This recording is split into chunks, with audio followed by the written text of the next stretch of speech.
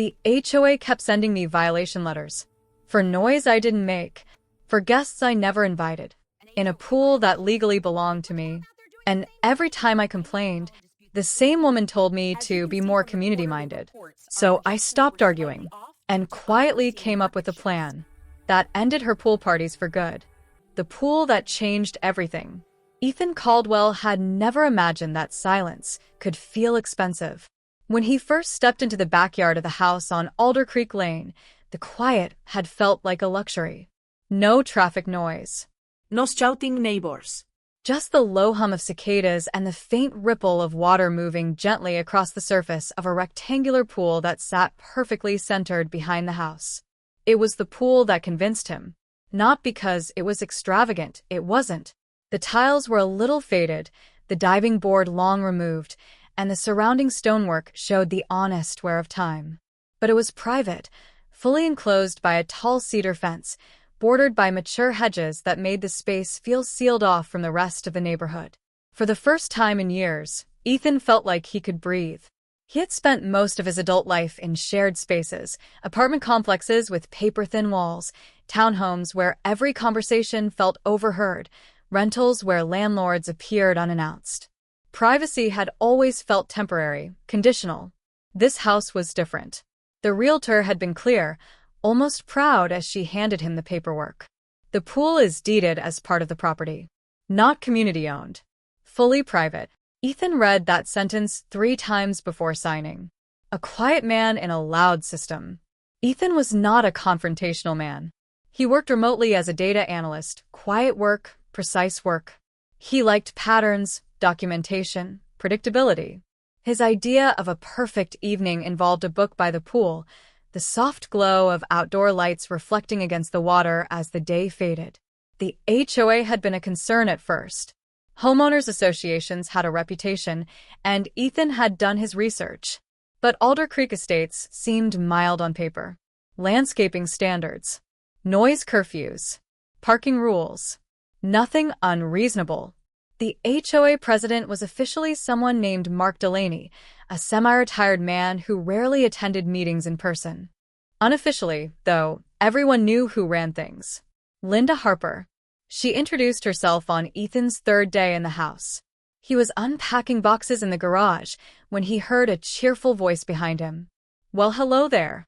You must be the new owner." She stood just beyond the open garage door, arms folded casually, smiling as if they were old friends. Perfect hair, crisp activewear, a clipboard tucked under one arm. I'm Linda. HOA board member. Ethan wiped his hands on his jeans and nodded politely. Ethan. Nice to meet you. Oh, we're so glad someone finally bought this place, Linda said, peering past him into the garage. It sat empty far too long. Her eyes drifted briefly to the backyard gate. To the pool. Ethan noticed it but thought nothing of it. At first. The first strange afternoon. The first 2 weeks passed peacefully. Ethan settled into a routine. Morning coffee on the back patio. Evening swims when the air cooled and the neighborhood quieted. He kept the pool meticulously clean, more out of habit than necessity. Then one Saturday afternoon, something felt off. He returned home from the grocery store to find the gate to the backyard unlatched. That alone wouldn't have alarmed him. He had been carrying bags, after all. But then he heard laughter. Not from the street. From inside the fence. Ethan froze for a moment, heart thudding softly, then stepped through the gate. 3 women sat on his poolside chairs. A child's inflatable float bobbed gently in the water.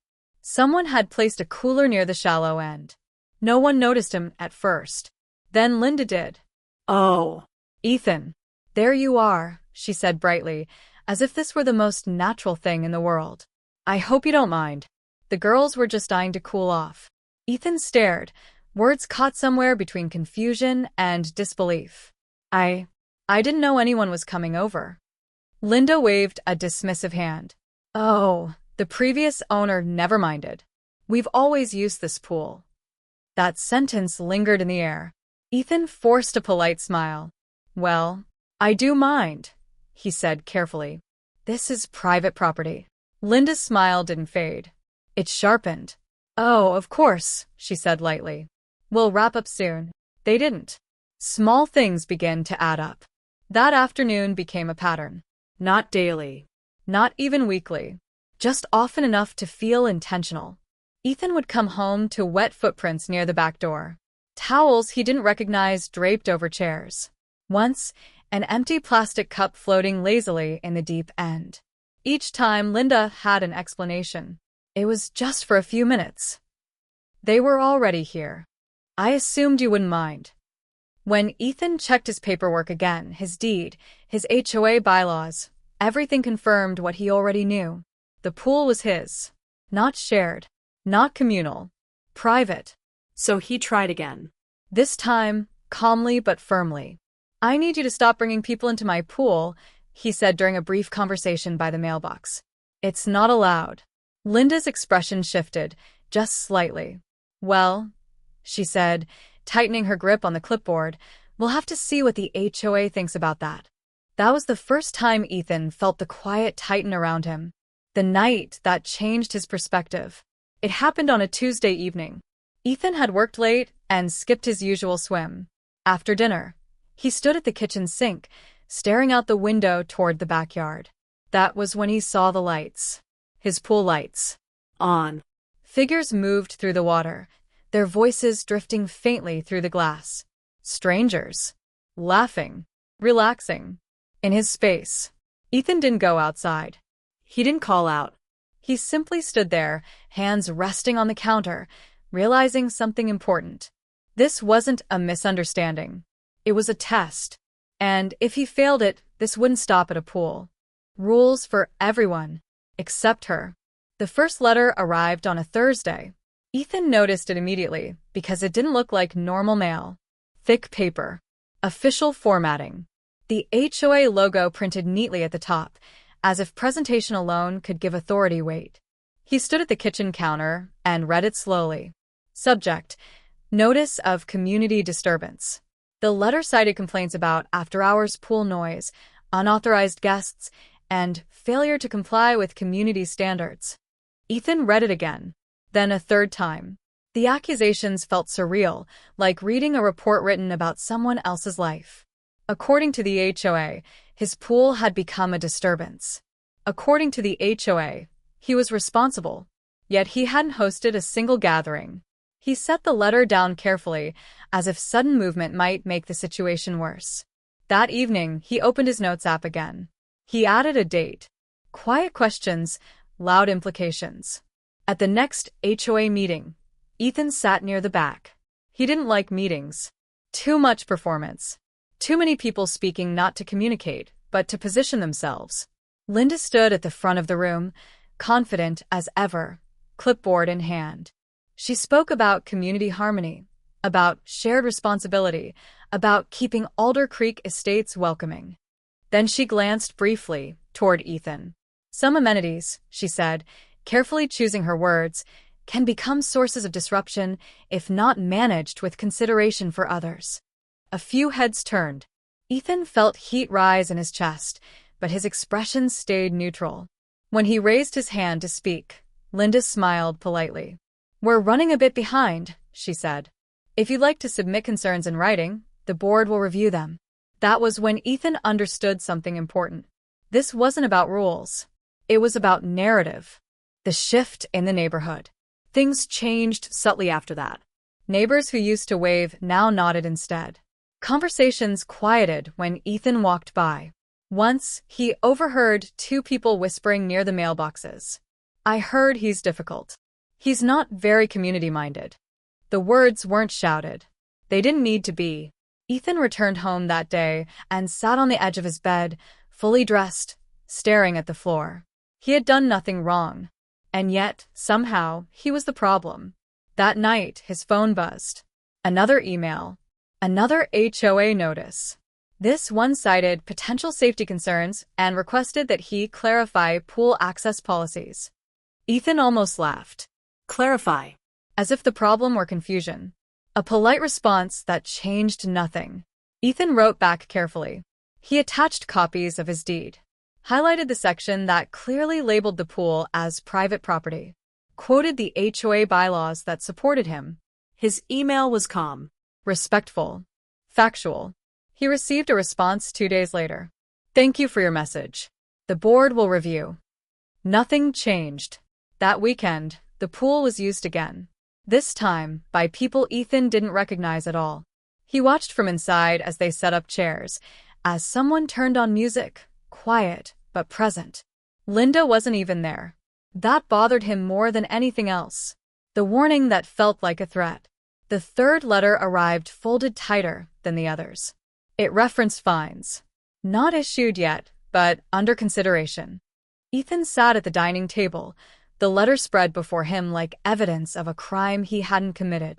For the first time, anger surfaced, not loud, not explosive, but sharp and focused. He walked outside and checked the gate. Still no lock. Still accessible. Still being treated as communal. Ethan didn't install a lock that night. Instead, he took photos. The gate. The chairs. The items left behind. Then he wrote everything down. A quiet voice breaks through. It happened unexpectedly. Ethan was emptying his trash bins when a soft voice spoke from behind him. You're not wrong, you know. He turned to see Mrs. Alvarez, an elderly woman who lived 2 houses down. She rarely spoke at meetings. Rarely spoke at all. That pool is yours, she said simply. She's been doing this for years. Ethan blinked. Why hasn't anyone stopped her? Mrs. Alvarez sighed. She makes things uncomfortable. Then she leaned closer and lowered her voice. Be careful. She doesn't like losing. It wasn't a warning delivered with drama. That made it more unsettling. Isolation becomes a weapon. Weeks passed. Letters continued. Emails multiplied. Every message felt politely worded and quietly accusatory. Ethan stopped attending HOA meetings. Not out of fear, but strategy. He realized his presence only gave Linda someone to frame. Instead, he listened. He observed. He learned which neighbors avoided conflict and which ones quietly resented it. Late one night, unable to sleep, Ethan stood at the window again. The pool lights were off this time. The water still. And yet, the tension hadn't eased. It had settled, like humidity before a storm. The realization. Ethan sat at his desk the next morning, scrolling through the HOA bylaws line by line. That's when he found it. A clause he hadn't noticed before. Liability. If a non-resident was injured on a privately owned amenity, responsibility fell entirely on the property owner. Not the HOA. Not the board. Him. Ethan leaned back in his chair slowly. The frustration didn't disappear, but it transformed. Because now, he understood something Linda didn't realize he knew. This wasn't just unfair. It was risky. And risk had a way of changing power dynamics. The smile that hid a strategy. Ethan stopped reacting. That was the first thing Linda noticed. She noticed it in the way he no longer replied immediately to emails. In the way he stopped attending HOA meetings. In the way his face remained calm when she passed him on the sidewalk, offering the same practiced smile she gave everyone else. To Linda, silence meant surrender. To Ethan, it meant clarity. The power of pause. The letters didn't stop. If anything, they became more frequent, each one worded carefully, always polite, always suggesting concern rather than accusation. Ethan filed them. He didn't argue. He didn't protest. He read them slowly, highlighting phrases that mattered. Dates. References. Clauses cited without context. Then he cross-referenced everything. Ethan's evenings changed. Where he once swam, he now sat at the patio table with a laptop and a legal pad. He read case summaries, insurance guidelines, HOA arbitration outcomes. Patterns emerged. HOAs thrived on ambiguity. They avoided direct statements. They framed enforcement as community standards rather than rule violations. And, most importantly, they relied on homeowners backing down rather than pushing forward. Ethan didn't push. He prepared. A different kind of meeting. He scheduled a consultation with a property attorney. The office was small and unassuming, tucked between a print shop and a cafe. The attorney, a woman named Rachel Monroe, listened without interrupting. She didn't raise her eyebrows, didn't gasp, didn't offer sympathy. She asked questions. Is the pool explicitly listed in the deed? Yes. Are there any easements? No. Has the HOA issued a formal ruling granting shared access? No. Rachel nodded. Then they're overstepping, she said calmly, and putting you in a position of liability. That word again. Liability. Ethan felt the weight of it settle more firmly now, not as a threat, but as a tool. Rachel explained what Ethan already suspected. If someone slipped, if a child was injured, if a guest claimed negligence, the responsibility would land squarely on him. And the HOA would distance themselves immediately, she added. Ethan smiled, just slightly. Linda grows comfortable. Back in the neighborhood, Linda grew bolder. She began scheduling community swim hours on her personal calendar. Not officially announced, just mentioned casually in conversations. Oh, we'll be at the pool this Saturday. As if the words made it true. Ethan overheard it once while checking his mail. Linda caught his eye and smiled. Still okay, right? Ethan nodded. Of course. The word tasted strange. But Linda relaxed. That was the mistake. The paper trail. Ethan began requesting records. Not emotionally. Not defensively. Formally. HOA meeting minutes. Past violation notices. Insurance coverage summaries. Every request was sent by certified mail. Every response, delayed or partial, was logged. He discovered discrepancies. Meetings where decisions were unanimous despite absent members. Rules enforced selectively. Prior homeowners who had complained, quietly, then moved away. It wasn't a conspiracy. It was convenience. And convenience depended on no one paying too close attention. Ethan paid attention. A moment of doubt. One evening, Ethan sat alone by the pool. The water reflected the light strung softly along the fence. The surface was undisturbed. He wondered briefly if this was worth it. The stress, the isolation, the quiet judgment. He could sell the house, start over. But then he remembered why he bought it. Not the pool. The principal. He closed his laptop And made his decision. The plan takes shape. Ethan contacted his insurance provider. Not to complain. To inform. He explained the situation factually. Provided documentation. Asked a simple question. What happens if unauthorized guests use my pool? The response was immediate. Concerned. direct. They requested written clarification of access policies. They suggested corrective action. They advised notification of the HOA. Ethan thanked them and drafted a letter. The smile returns. Linda noticed the change again. This time, it unsettled her. Ethan greeted her cheerfully now, asked about her day, waved when she passed. There were no more tense conversations. No arguments. Just calm. Behind that calm, envelopes began moving. Certified mail. Official language. Clear deadlines.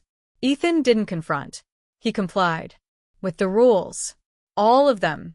When the invitation stopped, the HOA meeting was scheduled for a Wednesday evening. Ethan hadn't planned on attending. At least, not at first. But 3 days after the certified letters went out, his phone rang while he was working. The caller ID displayed a number he didn't recognize. He let it go to voicemail. When he listened later, the message was short. Ethan, this is Mark Delaney, HOA president. Please attend the meeting this week. We need to discuss your correspondence. Ethan saved the message. Then, he forwarded it to his attorney. The room feels different. The meeting room looked the same as always. Folded chairs. Neutral walls. A long table at the front where the board sat. But the energy had shifted. People spoke quietly. Avoided eye contact. Linda sat straighter than usual, her clipboard resting neatly in front of her, unreadable. Ethan took a seat near the aisle this time. Not hiding. Not performing. Waiting. Mark cleared his throat. We'll begin with new business, he said. A matter regarding pool access. Linda glanced toward Ethan, then away. Mark gestured. Mr. Caldwell, you may speak. That alone surprised people. Ethan stood calmly. He didn't raise his voice. He didn't accuse. He presented. Facts don't need emphasis. Ethan distributed copies, deed documents, insurance correspondence, highlighted sections of HOA bylaws. Each page was labeled. "This pool is not a shared amenity," Ethan said evenly. "It is deeded private property." No one interrupted. He continued. "My insurance provider has informed me that unauthorized use exposes me, and potentially the HOA, to liability." A murmur passed through the room. Ethan waited for silence before continuing. "I am not accusing anyone. I am informing the board." Linda leaned forward. "We've always treated the pool as community-friendly," she said smoothly. "No one's been hurt." Ethan nodded. "That's good. And I'd like to keep it that way." He sat down. The shift in power. Mark adjusted his glasses. "We've reviewed the documents," he said slowly, "and consulted our insurer." Linda's fingers tightened on her clipboard. "There is concern," Mark continued, choosing his words carefully, "about exposure." Exposure. That word carried weight. He went on. "The board must formally recognize the pool as private property. Unauthorized access must cease immediately." Silence. Linda didn't speak. For the first time since Ethan had moved in, she didn't control the room. Voices that were never heard. Something unexpected happened next. A neighbor raised her hand. Then another. Then another. Stories emerged, not loudly but honestly.